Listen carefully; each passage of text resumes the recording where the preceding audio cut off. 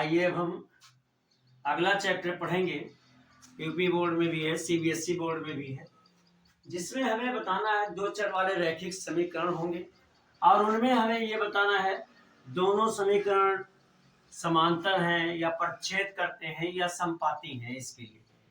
और उसके लिए मुझे ये भी पहले से कभी कभी एक नंबर में पूछ लिया जाता है कि अगर समांतर है तो क्या होगा, समपाती है तो क्या होगा, और परिच्छेद करते हैं तो क्या होगा। तो उसके लिए आइए देखते हैं। पहला सिद्धांत है, रेखाएं अगर एक बिंदु पर प्रतिच्छेद करती हैं तो उस स्थिति में समीकरण का एक अद्वितीय हल होगा और उसे अविरोधी समीकरण कहते हैं। अब उसकी पहचान क्या है?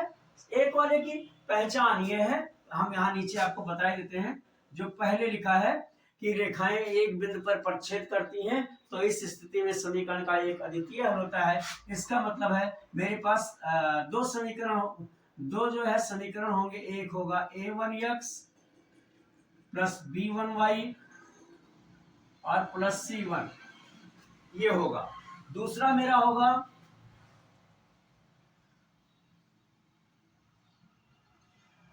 a2x plus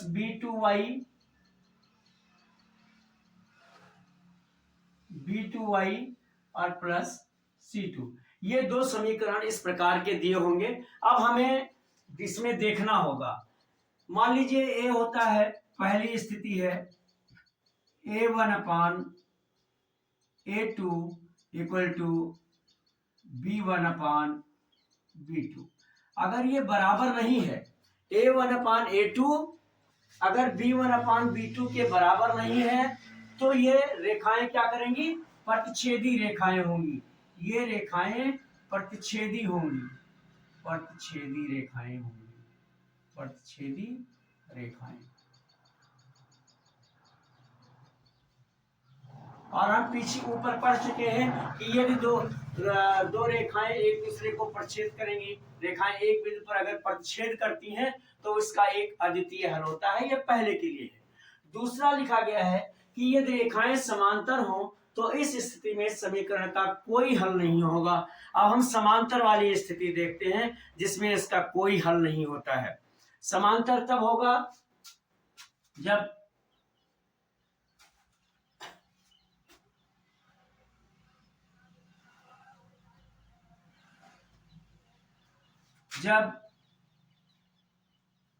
a1 upon a2 equal to b1 upon b2 is not equal to c1 upon c2। अगर इस स्थिति में दोनों समीकरण में अगर a1 अपान a2 बराबर है b1 अपान b2 के, लेकिन c1 अपान c2 के बराबर नहीं है, तो ये रेखाएं समांतर होंगी और इसका कोई हल नहीं होगा। ये समांतर रेखाएं होंगी।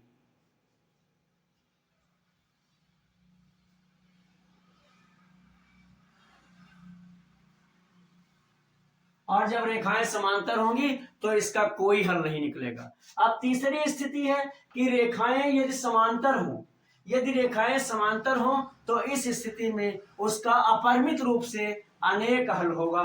तो आइए तीसरी कंडीशन के लिए भी हम देख लेते हैं। स्टार्ट में ये सूत्र याद कर लेना है। अगर a1 अपान a2 इज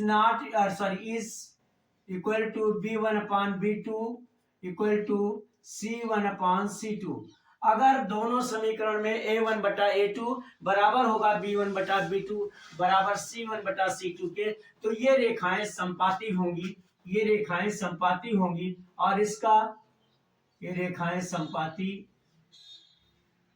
होंगी, रेखाएं संपाती रेखाएं।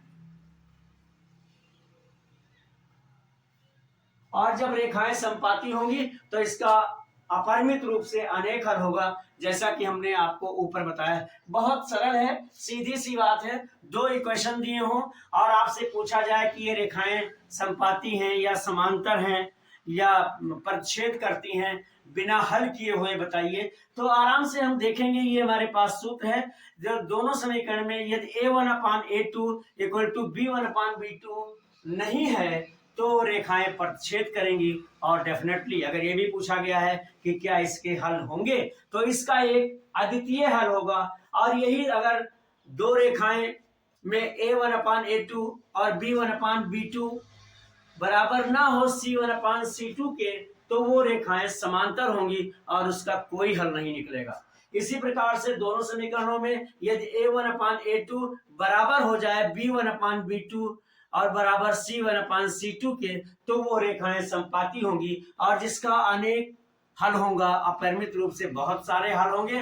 इस तरह से ये याद करके हमें, क्योंकि कहीं एक एक दो दो नंबर में पूछा जा सकता है, बहुत ही इंपॉर्टेंट होता है, तो ये चीजें अगर हमें नहीं याद है तो हम ये रेखाएं परिच्छेद करती हैं या समांतर हैं या समपाती हैं, इससे हम निकाल लेंगे। लेकिन इससे निकालने के बाद मुझे ये भी पता चलना चाहिए कि अगर रेखाएं परिच्छेदी हैं तो एक हल होगा अद्वितीय, अगर समांतर हैं तो कोई हल नहीं होगा, और अगर समपाती हैं तो अपरिमित रूप से अनेक हल होंगे।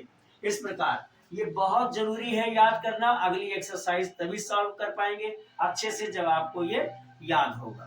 अब कोशिश किया है आपको इन दोनों का कंपेयर करके समझा देने के लिए भी। यदि अच्छा लगा हो, समझ में आया हो, तो मेरे वीडियो को लाइक जरूर कीजिए और अच्छी तरह से याद करके अगली एक्सरसाइज में हम सारे क्वेश्चन, अगर ये एक चीजें एक सिद्धांत में अच्छी तरह से समझ में आ जाता है तो हम कईयों सवाल जितने भी उस टाइप के आएंगे सारे लग जाएंगे।